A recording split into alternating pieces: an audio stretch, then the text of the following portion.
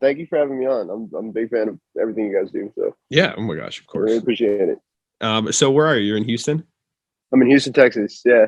What are we doing there? Are we celebrating the holidays? Yeah, so my dad's brother and like my uncle and his wife and kids live here, so I'm here for the holidays. Dope. I have been to Yeah. Houston once. Honestly, horrible experience, but not not because of the town. They were Damn. the people I visited were very Texas, and I'm very East Coast. They Yeah. I brought me mean, to a yeah, gun me too. range. It just wasn't for me.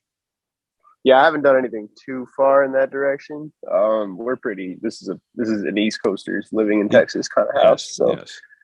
yeah, Yeah, for no, sure. it looks a little bit more mellow than when I was there. Have you gone to a Yeah, very Bucky's yet? mellow. Actually, I wish I was wearing it. I mean, my dad's intentionally because we were in Austin for like 2 3 days. We intentionally stopped at a Bucky's on the way back so we could both get Bucky's hats. Dude, I insane. have a Bucky's hat. I'm not wearing it. I wish it's like in the car or something. Was that your But first yeah, time there? it was my first time at Bucky's. Yeah, it I had no was clue like what it was. me neither. It was like a Bucky's superstore.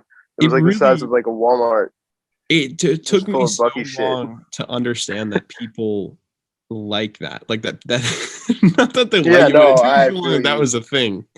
It's so much space. I don't know what to do with myself. Yeah, I and definitely it's like feel at the that. end of the day, what are you getting there? You're just getting fudge and Red Bull, Yeah, and that was maybe some wild. gas. It's Anyways, wild. I feel like you're traveling a bunch. Is it for work a lot, or is it So just kind I of was in I was in LA for definitely for work um earlier this month, and then this is for fun, okay? for funsies, for family stuff. But yeah, no, I was in LA for work. So tell me about these travels. When you travel for work, you're an independent artist. Is this something that you have to support yourself, or these decisions that you make, Oh, or 100%. Yeah. okay? So I work as a substitute teacher at a high school in the Bronx. And I have a very good relationship with like the administration at the school. I actually used to be a full-time teacher there. Dope. And so I have a good connection there, and they're super cool, and so they understand what it is that I do. So they're like, if you need to go for like 2 weeks, just go ahead. Like I don't have paid time off, but I can just be off whenever I want. Yeah, So yeah. because of that, I'm able to like schedule and be like, okay, I'm gonna go to LA and just work on stuff for a week, or I can take a day off to shoot a video, or really whatever I need. So they're super cool with that. But yeah, I have managers who help with you should do Nice. this, you should try this, you should, but besides that, it's just me and them. So yeah. Yeah, I know because I feel like a lot of fans or whoever might come across your music, they don't get to necessarily see the experience behind it. That you do have to like be self-sustainable and make these moves yourself. Because who are these people that you're going to see? Are these people you've met online? Do we know them from It's a other mix things? of that. It's a mix of that. I'm definitely very like I will make friends on the internet. Hmm. And so because of that, I've definitely met people in real life that I just like met through the internet first. It's like a pretty solid amount of people like that. That's even how I met my managers was they managed an artist that I met on the internet. So like it's just all kind of stuff like that. And so that makes it a lot easier. And then it's always just like friend of a friend kind of stuff too. Yeah. But yeah, it's mostly just the internet, man. The internet is crazy. You can just Yeah. do so many things on there. It's weird. It took me kind of a minute to realize that that's just kind of how the industry is, whether you're in front of the scenes or like behind the scenes. People Mhm. really love to connect with you and like to be your friend online. And I'm not like that at all. I know, like, Mhm. obviously I'm like a personality now, so I kind of have to, Yeah. but it's weird. Like, I'm in grad school at Berkeley, and people will be like from across the country will be like, "Oh, I'm going to be in Boston next week. Do you want to meet up?" And I'm like, not necessarily, to be honest. I don't know you. But like it's kind I've of definitely had people like that where like I feel like it just takes like a little bit of like conversation with you on the internet, and yeah. I'll be more like, and if I see you like know somebody that I know and have met and like, then it's like, all right, I would meet you and assume that you're gonna be cool, Yeah, yeah, you can do some I don't think digging. I've never really been like truly like, damn, I should not have met this person. Yeah. It'll probably happen at some point. It's just kind of part of the game. Yep. But I've had pretty good experiences meeting people on the internet. So That's good. Yeah, no. I don't yeah, think I've had bad experiences like that either. But I'll have to keep you in the loop if I do, because it's definitely bound to yeah, happen. for sure. It let's will. bring It will happen to both of us. I want to talk to you about being a substitute teacher. So something I feel like Yeah. people don't know about me either is that so out of college, I worked in Mhm. radio, and then COVID, they fired me. And in that interim, I was an assistant teacher at a middle school. Nice. Middle school is tough, man. They honestly That's the though, grade I'd always avoid really, whenever yeah, I can. I'm like a big kid myself. I'm sure you probably say that too when people ask you about working with kids. 100,000%. Yeah. I want to know though, like, do they humble you or do they hype you up? It's 50-50 Yeah. for sure. Yeah, like I mean, I've had kids say like really funny things to me before. It's just like, yeah, I'm like, um, but then I've also had kids be like, "Yo, I love your music." So it goes both ways. But yeah, it's just like being around like super energetic kids. Like I think one thing that it does that humbles me in a way is they're not like, "Oh, your music is trash" or anything. Like I don't think I've ever really gotten that, but I have gotten like, kids just don't care. They just don't Yeah. care. And you spend so much time as an artist, like invested in like this whole thing, and it's just like, just like it really doesn't matter.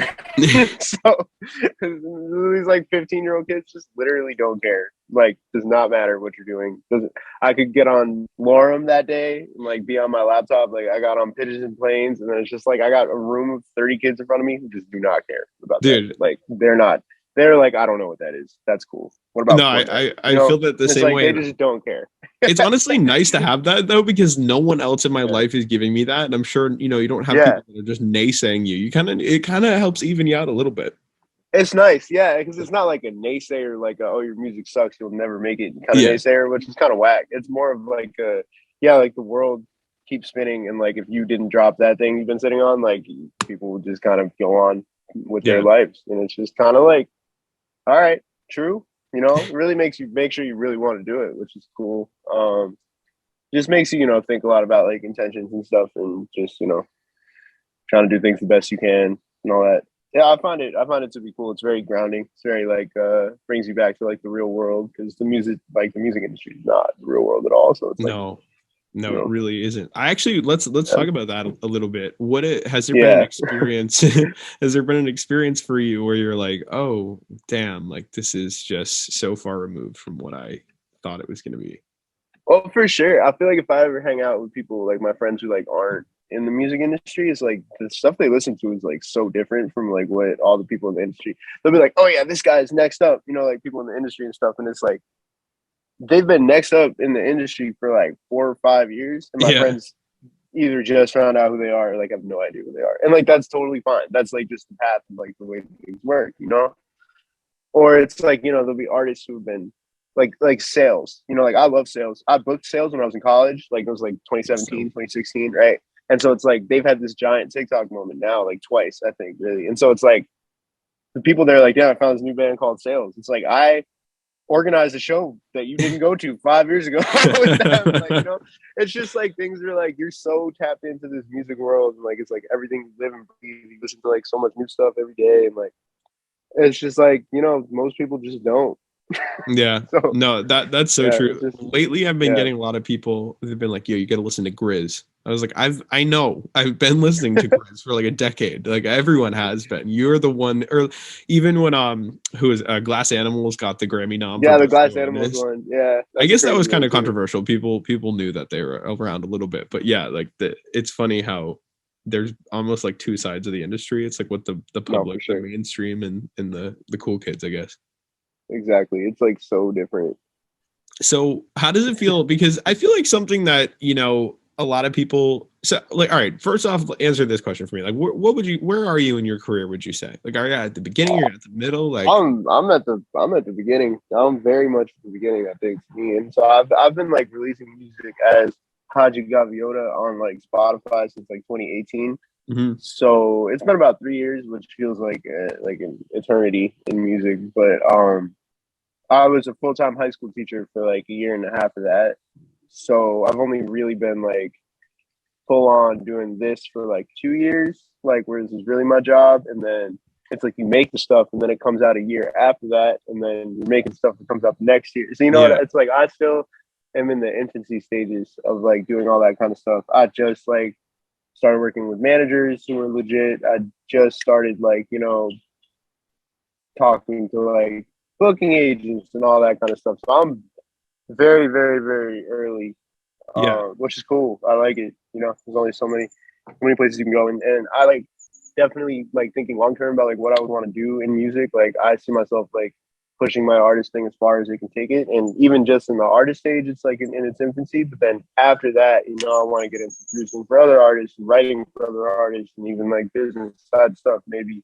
So it's like at that point, it's like I've barely started, you know, Yeah. like haven't even scratched the surface. So I see myself being pretty early on, which is cool. I like Yeah, it. you know, it's funny you say that because it's true. I mean, you definitely are at the early stages of your career, but at the same time, you know, you are still having these conversations with people. Like you're talking to booking agents, you have managers, and that Yeah. really is a huge next step. Mm-hmm. I always say too, like, you know, if an artist who has absolutely nothing out there, you know, has a huge moment on TikTok, and all of a sudden people want to book them, people want to do that and that. If they don't already have that set up, then they can't take advantage of that opportunity that's coming their way.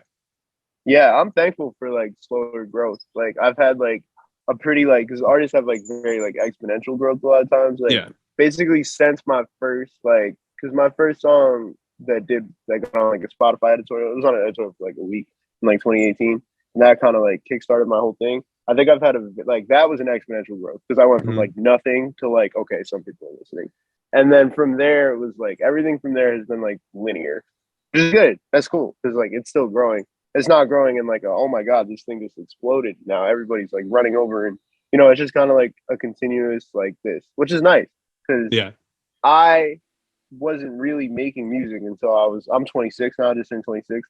I wasn't really making music until I was like 21, 22. So it's like I have so much to learn. So I'm glad that things have been like this because I've learned so much about like what I can do musically, the things that I need to learn how to do musically, like gotten so much experience writing stuff. It's like I'm really grateful because I feel like I can do a lot more now than I could have been. And it's like if I had a moment when I was like 23 and versus now, it's like I would be way more able to capitalize it now on it now than I would have 100%. been. So I'm super thankful for that. And if you, the 23-year-old me would be like, "What the fuck? Why is this not happening?" But it's Yeah. like it's way better this way. That's It does actually take a lot of such patience, though. It does take a lot of for patience, sure. and I did have to like work an entire job at the same time, and like Oh yeah. really makes you like I had to like skip a lot of like like early post college like friends going out to brunch and getting drunk every Saturday. Like I was in the studio. It's like that's just like a sacrifice that I had to make. And it's a small one if you really want to do this. So it is No, what it but is. I totally understand it. And those are sacrifices where it's kind of it's bothersome because you don't necessarily reap the benefits right away, but in the long run, they Mhm. really do pay off that you set the foundation so early on. A Uh, thousand, 10,000%. and so brief, I don't even know if you remember, but I asked you where you were in your career because I kind of wanted to see like how do you deal with this persona, like, you know, when you're an artist, it's weird, there's no doubt, like Yeah. there are people that know you and you will never know them. How do you deal with that? Even though you are just starting out, there's no denying that you do have a loyal fan base. I mean, you tweeted Thanks. one thing Yeah. about us and we got like 12 new like Twitter followers in like an Let's hour. I was like, go. okay, we Let's have go. people that are, Gang. you know, signed and they don't even do those numbers for us. So I was like, this guy, you know, he's clearly onto something. So I'm just curious, like, how do you genuinely deal with that, especially, you know, you work with kids too, like that's something that was hard for me. Like I'm out here talking about Yeah. smoking weed on a podcast and then I have to go teach middle school. Like definitely tell me about that. Yeah. I mean, that's a good point. Like, that's a great point. Sometimes I used to worry a lot. Like, what if I do this in my music, and then the people who know me from here think of that this way, or then the Yeah. people from there, like whether it's my kids or like my family or like my friends, or like whatever. It's just like I would think a lot about how it would be like received and stuff. And I think just kind of like eventually I just stopped caring about that kind of stuff, which is hard. And like, Mhm. I mean, even for me, it's like I was making music as a high school teacher, full on high school teacher, like was planning lessons every day, teaching kids every day. And it's like I did that for 2 years while I was putting out music, and I never really talked about it. Like I wasn't like, oh, I'm a teacher who makes music. Like, just like wasn't something I really talked about. Yeah. But it wasn't something I was like hiding. It just like I don't know. I never really thought about it. But as soon as I started talking about it, people really resonated with it. So I was just kind of like, whoa, like people care if I just like tell them interesting things that are different about my life. You know, it's just like, Yeah. you know, it's like I can't believe I didn't really think about it. I know, and But it's such a big part of your yeah, identity too. Like that is a yeah, huge part of any creative's identity, and to like not be able to showcase it, even though there's really no one keeping you back, you're kind of just doing it to yourself, is a weird yeah. thing. I think one thing that helps too though is like, and I actually think it's like super sick when artists have like entire personas that are like created and like built off this like imagined fantasy world kind of stuff. That stuff is fire, but it's like my stuff isn't really like that. It's like kind of personal, and it Yeah, just kind of feels like me. So it's easier for me to just kind of be the same person all the time. You know, I don't. It's not like Lady Gaga where like I have like costumes and like eras and stuff. Where it's like I feel like I do have like eras in my music, but I don't have like I don't have to like become a different character like David Bowie or something. You know, it's like yeah, that's never really been how I did it. I just kind of am me. Maybe one day I'll do that, but up to this point, it's like I've just kind of been able to be myself, which makes that part a lot easier. Although there is always like some overlap, you know, and it's like, you know, my students asking me if I smoke weed and then being like, damn, like, did I say something in one of my songs? Like, I can't even lie, you know? But it's just like, you know, like, yeah, I just try to keep it like authentic and not yeah, even for like, that's just like the kind of music I've seen resonate, which helps. It's also the kind of music that I like to make, which helps. So it's like kind of a win-win, you know? yeah. And I feel like it also kind of just comes with you as you mature, just as a human, as For like an sure. adult. 1,000%. Like what Yeah. you said, like, you know, your 23-year-old self would be made that you, or be mad that you hadn't made it. I feel the same way. Like, you know, starting, Yeah. I think when I was like 18, my very first thing, I was working with Demi Lovato and Rob Gronkowski. And when I would have to, when they would send me to like a Sprint store, I'd be pissed and like was so just egotistical about the whole thing. But as you grow, Yeah. you know, you realize one, where the opportunity actually lays, and there's so much difference between looking cool and actually, you know, doing something that's going to succeed and Mm-hmm. grow whatever you're working on. 10,000%, man. So let's talk about your music. We covered Shy Homie, which Get it. honestly is insane, dude. That is such a good track. Thank Like you. that ass. I love being able to talk to an artist when I actually like genuinely love their music. That I think that made my Thank you, Spotify rap. man. That's crazy because that came Yeah, out in because it was a October. So late, yeah, it was a late release. you put in some serious work to get I that into did. your Spotify rap. That's I nuts. was I I was really showing everyone that appreciate song. that. Of course, of Thank course. you, man.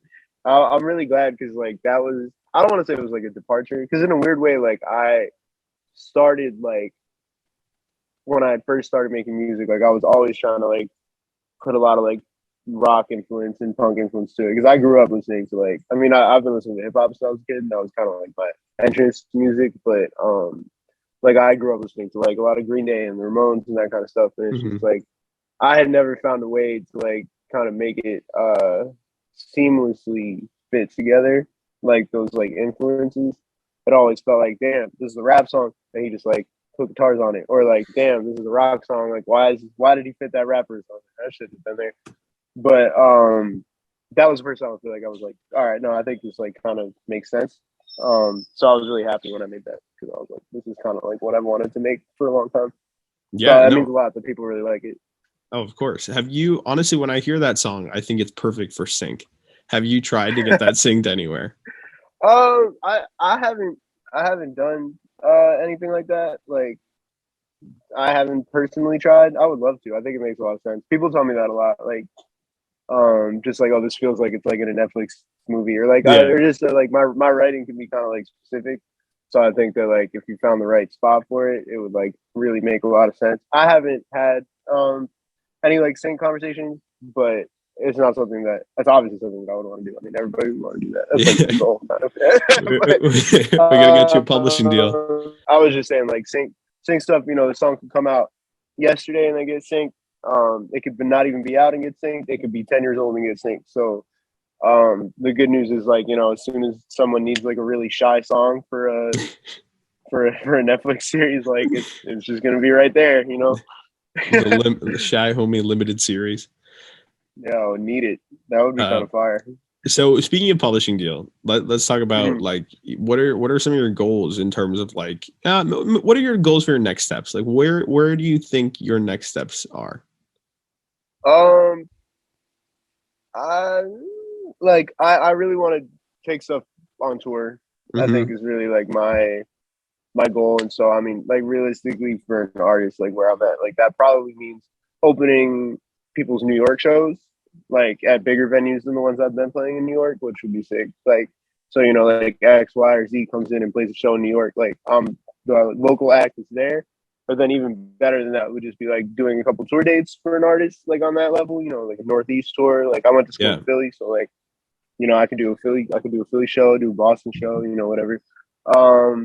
And just kind of getting in front of like new audiences. I love doing stuff like that. It reminds me of teaching because it's like you have like a room of like 150 people who just don't give a fuck, you know, which is kind of like having a room of 25, 15-year-olds who don't give a fuck about math. So it's like kind of the same thing.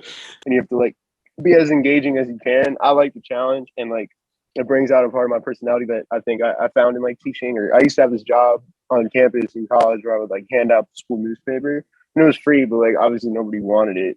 So I have to be like very like assertive and like funny about handing it out to like get them handed out. And so all three of those things are like kind of the same thing to me. It's like being on stage as like a new artist. So I really want to just like get out in front of artists or in front of fans and do that kind of stuff. I want to be pretty consistent with releasing stuff. Like I did an EP last year, Pastimes, and like what I'm probably gonna do to start this year. Don't hold it to me if I don't end up doing this, but this is 75% what's gonna happen is like repurpose that as a full project with a couple new songs. And then I already have like 60-70% of the next project, which I'm really excited about. And that should probably come out this year too, or 2022 also. So and then I want to really take visuals to the next level and just like kind of build my own kind of like world with it. So just kind of feel like I try that every time and I get a little closer to it. So I want to get even closer than last time. I mean, those are very, very realistic. I think touring is something I you know, so have you had a tour yet? I'm surprised you haven't. I haven't. I've played like I played shows in Philly. Just because I went to school there. So like I've come back and played I think 2 shows since I graduated in Philly. And I've played a bunch of shows in New York, probably 20 or more. And so I haven't played outside of New York or Philly. That might be forgetting something. I played one upstate New York show once. But it was like I didn't even have music out on Spotify. So in terms of like stuff that I've done since like I've been like releasing as Hadji Gaviota or whatever, then it's like like I've really just played in New York. So fingers crossed, working on some like kind of like bi-coastal little New York, little LA shows for the spring. Hopefully that comes through. I don't want to jinx anything. Love to play some college shows maybe in the spring too. I know it's like kind of been on the table. Nothing like locked in or anything, but that would be sick. So all that kind of stuff. Like I never really played outside New York too much, so getting a chance to bring a little New York to everywhere else would be great. Well, hey, the company that owns Music You're Missing, or that like own that whatever the fuck you call it, co-owns us. They have like 30 venues across New England. So they're getting into artist booking soon. So you know I will put in a good word for you. Well, I mean, that's what I'm talking about. You know, do a little, that's what I'm talking about. The good thing about a Boston market too, like kind of what you said, is we're all colleges. There's so many colleges. Their food is not bad. It's a good like quick dinner. Yeah, no, that too. Are you talking about Boston Market, the restaurant? I was just seeing if that was gonna fly if I said that. That was funny. That's hilarious. Dude, you know what's funny is there was only one of those near me. Is that you know that? Is that a New York thing too? What, Boston Market? Yeah. We have one in trying to think where I've eaten Boston Market before. We definitely have one in Queens. Oh no shit. I thought it was kind of by me. I thought it was I don't even know what you call it, like one of those chains where there's like 3 of them. I didn't realize it was there's definitely like there's one in Philly too that I could think of. Oh shit. And I feel like there's one that I've eaten at that I'm like forgetting about from somewhere in my life. Oh, there's one by my high school that I work at in the Bronx. So I can tell you at least like 3 Boston markets that I know. Wow. Just in New York. So yeah. It's out there. It's out there. Shout out Boston, putting us on the fucking map. Let's go, Wicked. But the thing about like the actual, you know, Boston concert market, if you will, is there's so many colleges there. So I know you had said like, you know, you're playing to a bunch of people that don't care. These people genuinely do care, and They do care. I love cool. college shows. Yeah, like it's so cool for me because I have experience as a college booker. So it's like, yeah, we used to book shows that it was like, the understanding was that people wouldn't know the artists, but they trusted us to just pick artists they would like. So like my senior year, which was like 2016, 17, like we booked like it's a flex when I name who we booked. It was like Daniel Caesar, like Kevin Abstract from Brockhampton, Yeek, like all these dudes who are like mad successful now. Sales also. Dude, talk about having a good ear. Yeah, but people had no idea. Like, yo, literally, like there were like 60 people at the Kevin show, and it was no like, way. Like literally a year later, like the saturation stuff happened. We just wanted to be like, hey, like you should have listened to us. Like we're trying to show you, you know. So I know those kinds of kids because I was one of those kinds of kids. So it's like sick when they reach out. I always feel like I'm doing something right. Definitely. So that's definitely something that's on my radar for like stuff I would want to do in the future. That's kind of like the perfect place because that was even what gave me the inspiration. Like seeing all those artists come through and like do those shows at that stage in their career, I was like, damn, this is like a real operation. Like this is like a realistic thing for these kids who I found on the internet when they were in high school putting out music. It's like, look at them, now they're touring. It's like you take these steps and you can do it. And it was like when I saw that, it gave me the push to like really try my own stuff. So do you think your experience like booking in college has helped with your career now? Definitely, 100%. I got to just see like all the realistic like things that go into like playing a show, how many people you bring. Like there was even like we made a huge mistake at the sales show, and that's why like I almost like I don't really talk about booking sales. It wasn't like our committee's fault because so there was a separate committee that was like kind of in charge of like the stage stuff. Because it was a part of our big spring fling, and so the spring fling had their own committee, and we just booked one of the stages, and they told us they didn't have a drum set. And they totally had a drum set. Yeah. So sales had to bring a drum set. And then got there and they were like, yo, why did we just pay mad money to bring this drum set to find a fucking drum set on the stage? And it's like, well, at that point I was like, who cares? But then now I'm like, oh my God, you know how much extra money that probably costs? Like that like completely blew that entire gig for them. So I was like, I feel really bad if somehow anyone involved in sales is like watching this interview. I apologize. You can blame it. I can tell you exactly which students to blame that on if you'd like to know. And I'll take a little bit of the blame myself, but yeah, like I got to see so much, like, you know, who's touring with like an artist when they tour, like how much goes into setting up the show, like what time they have to get there before the show. And like, it's just a lot, man. There's a lot going on. So I really got to see a lot of hands-on stuff that most artists wouldn't see until they were doing it. And then would have to worry about playing their first show at the same time, worrying about like, what do I bring? Like, what do I, you know, like, it's just like, having that little extra experience definitely helped a lot, I think. Yeah, no, that's wonderful experience, and like having a little artist rider wherever, and literally just giving artists money. Like at the end of the day, like we were just taking student tuition money and just like giving it to the artists that I listened to that I would find on like Kanye Tilla and stuff. It's like it was wild. Like when you think about it, it was like this is the greatest job ever. I would do that for the rest of my life. No, I feel you on it's crazy. I look back to when I was like 18 and I'm like writing a $250,000 check to like a huge artist, and I'm like, I'm 18. I'm making $11 an hour for this right now. I have yet to do anything. I didn't even get paid. Cool. You didn't get paid. I was doing it for free, but like who cares? I would still do it. You know, those experiences definitely help you kind of know the way the world goes, like especially backstage. It's so fucking ego driven, and to know how it works back there when you actually get that opportunity is a step up for sure. Definitely, it's been super helpful for me. All right, so just a few more questions, and so these are something I'm going to ask specifically to the artists that are calling in my basement, just because I do want to talk a little bit more about like the career. Like what do you think that is the biggest thing holding you back as an independent artist? Money, probably. Yeah. I mean, like it's just like the money that I spend on my music is the money that I make doing music, which is not a lot. Plus, like the money that I make working a second job, and then working a second job is like taking time away from being more creative, making more music, or whatever, right? So it's like just you know, if I had more money and income from music, I would be able to spend it. It's funny, like it's almost like my like the need for me to improve my visuals and my art side and my mixing mastering side and like all these things that like would cost a lot more money, like the cost has increased a lot faster than the amount of money that I've made from my music, despite the Yeah. fact that that's increased. Like they're like this, you know, not to be like a math teacher or anything, but like they're just like they're not really moving parallel.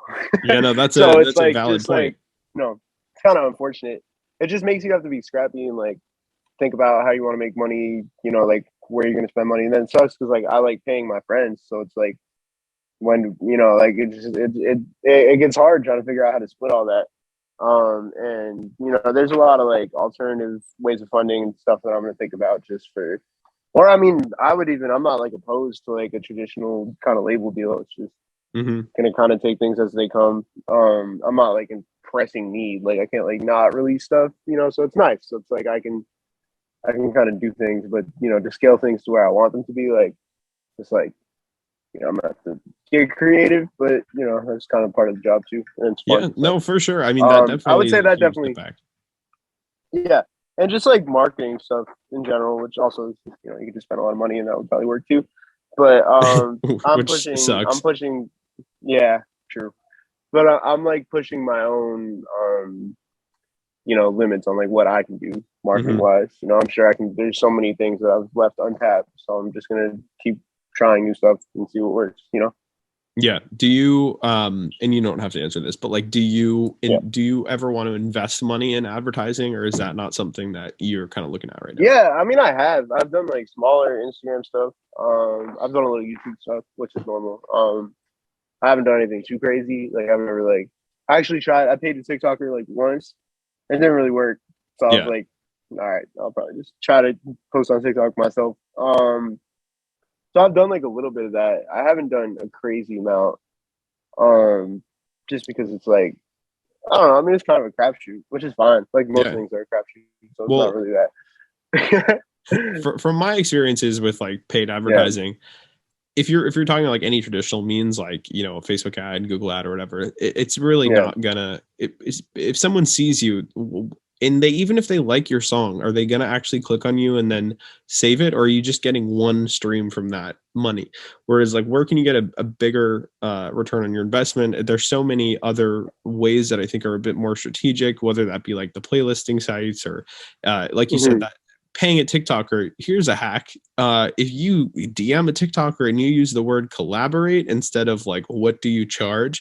Chances are they're just going to do it for Yeah. free as long as you share it. Like you definitely have to get creative with it, but the traditional means of advertising, I don't think are, you know, the most beneficial for an artist. No, for sure. Yeah, they don't. I'm kind of anti on the paying for playlist stuff after a certain level. I think like you can. There's like reputable companies like Playlist Push and like I mean Submit Hub kind of, but like Submit Hub is like masochism. It's kind of like being like a. Yeah. It's like paying someone to make fun of you, which is cool. I mean, Oh some people are like God. into that as a kink, so it's Wait, are like people really bad? that would be Are fire. people really that rude on it?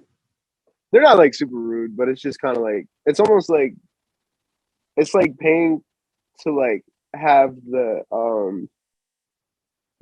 we're not getting a second date text Yeah. that's like nice but no, you know what Yeah. I mean? And Yeah. it's like you read it, if you really read the like we're not getting a second date text, a lot of times it's like you'd be like that's not even true, or like but whatever, but you know someone's just kind of thinking of they can't really explain why they don't want it but they just have to say it, you know. So Mhm. that's kind of what Submit Hub is. You could submit like a song that's going to end up getting 5 million streams and it's going to have like a 80% decline rate just because the Submit Hub, that's just the platform. But I think like you can do that stuff like to a certain extent if it helps you get into like algorithmic stuff or gets you discovered, get on like Fresh Finds or something like that. I Yeah. think once you hit that level, you should stop paying for playlists because it's either Definitely. like it's going to work or it's not. And it doesn't like you might think it looks bad to have like under 1,000 plays on a song, but if you like don't have any previous plays on a song, like to a label or to like a manager, they don't give a fuck. They don't care. Like literally, that only looks cool to your friends, and like you don't have to prove Yeah. your friends anything. You know what I mean? So it's Yeah. like that 100%. stuff is like kind of like you can go around that just by like submitting to like the right blogs or like you know at the end of the day, there's like A&Rs are paid to find you. Like, you can put yourself out there for them, obviously. That's a part of the job too on your end. But like, you should not, you should never be paying too much to be discovered, because it's like their job is to find you, and like they're good at it for the most part. So it's like you just got to find yourself in the right pool, and Yeah. then if they like it, they'll reach out to you. So any A&R is like charging you money just to like get advice. It's like that's not really what an A&R does. No, like, they're just trying to get an extra even if they give you advice, yeah, it's they're like making they money. are trying to take your money either way. Even if Yeah, that advice is useful, it's like, what the fuck? I promise you can find that advice for free. Like, Yeah. Oh, if you absolutely. work hard enough. Yeah. So it's like, and just like look in the right places and be nice to people and like ask them. Like, Dude, well, yeah. I think that's something you do a really great job at is I feel like you're everywhere and you're connected with every time I come across someone new, you're connected with them somehow, or they have mentioned you somehow. I feel like you've done a really great job at that.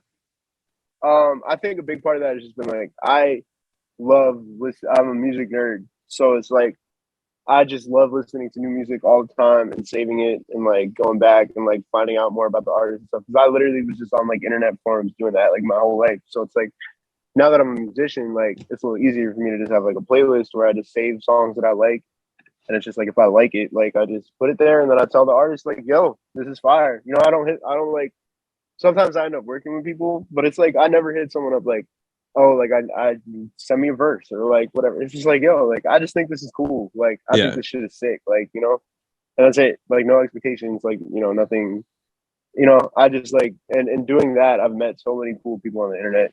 And like, honestly, like 99% of the artists I've interacted with have been like really cool. So it's just like, you know, it's nice. It's just like being in a little world, you know, just, you know, doing it because it's just like music is sick. I just fucking love it.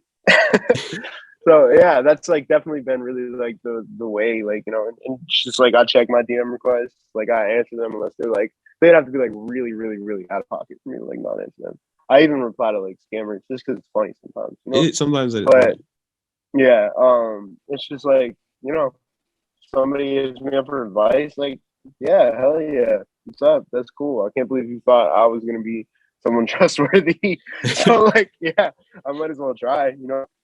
Like, yeah, no, I feel that completely. It's like an honor because like, it's hard for me at least to even view myself as someone who is worthy of giving advice, and I feel like that's kind of what you're saying. I feel the It's same an way. honor in itself that you're Way. asking. Exactly. So that being said, wrapping it up, I want to talk to you finally about this track, "Put the L in Style." Dude, another such a good one, man. And you know, it's on TikTok too. So when are we getting the full? I've been teasing it. I think it'll come out in January or February. I can't say exactly when. I like am still figuring out exactly what I'm gonna do, but I've just been sharing it just to see, you know, what sticks. It's really my first time really sharing like unreleased music on TikTok and like trying. So we'll see how that goes. But yeah, it's like I just got to get it pretty much final mix stuff. And then find some nice little cute little cover art, you know, maybe do a video. I don't know if I'm gonna do a video, I haven't decided yet, but just kind of like I've been chilling because it's like I'm kind of a workaholic, so it's like, yeah, man, I can tell. Like I gotta chill. I can't just be like hit that like, yo, when should we drop this? You know, so it's like if it forces it, it'll come out, but I think it'll be out in January or February. It's definitely gonna be the next thing I release. So word. Well, I'm super stoked for it. We'll definitely have you on the show when we're back in studio as well. Of course. Hell yeah. But dude, thank you so much for calling in. This was so nice to chat with you. Seriously, of course. Thanks for having me. Like anytime. Yeah, no, I'm stoked. And whenever you are in Boston, we will absolutely connect. I also have a bunch of dope Boston artists I can send you because like I for some reason know a bunch of artists in Massachusetts. Like, so I can definitely send you a few. Yeah, no, of course. Send them my way. I should be playing there at some point this year. Honestly, would not surprise me at all. So we'll be there. All right, let's get it. Peace out. Take care. Great talking, man. You too. See ya.